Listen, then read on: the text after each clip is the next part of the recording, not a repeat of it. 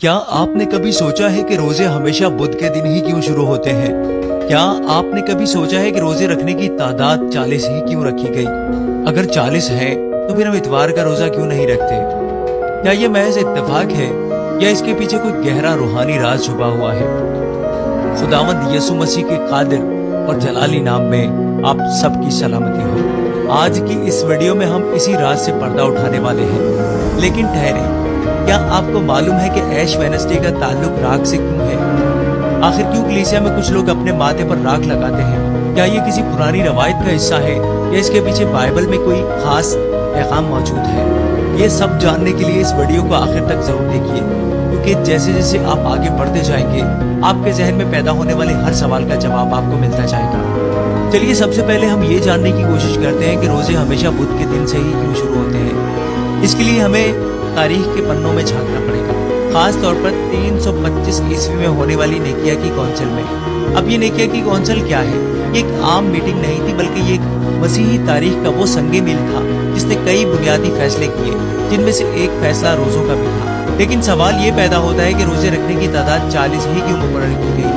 न 30 न 50, बल्कि बिल्कुल 40।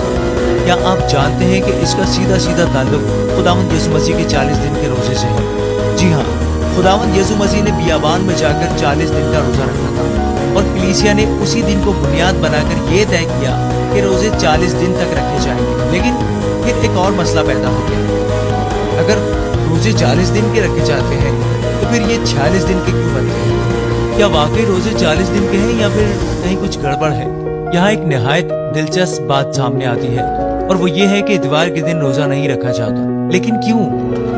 क्योंकि इतवार का दिन हमारे खुदावंद यीशु मसीह के जी उठने की खुशी मनाने का दिन है और रोजा एक गम, तौबा और मातम का इजहार होता है। इसलिए अगर आप ईस्टर से 40 रोजे पीछे हटकर गिनती शुरू करें और इन 6 इतवारों को निकाल दें तो जो दिन बचता है वो बुध का दिन ही होता है। तो क्या ये महज एक इत्तेफाक है? नहीं, बल्कि ये एक खास तरतीब के तहत रखा गया निजाम है जो आज भी कायम है।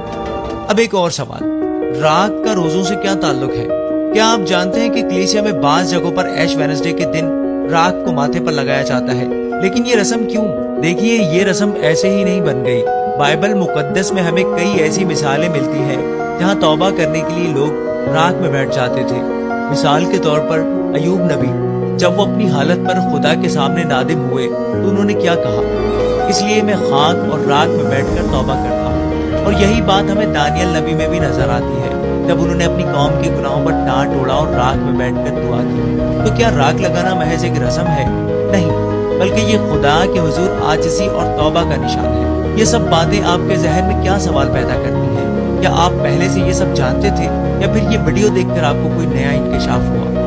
अपनी राय नीचे कमेंट में जरूर दीजिए, क्योंकि अगली वीडियो में हम एक और दिलचस्प सवाल पर बात करने वाले हैं। क्या बाइबल में रोजे रखने का कोई खास तरीका बताया गया है? ये एक जबरदस्त बहस का मौजू है। अगर आप इसका जवाब जानना चाहते हैं तो अभी हमारे चैनल को सब्सक्राइब करें और बेल आइकन को दबाएं, ताकि कोई भी कीमती मालूमात आपसे छूट न जाए। खुदावंद यीशु मसीह के नाम में आप सब पर खुदा की बरकत हो।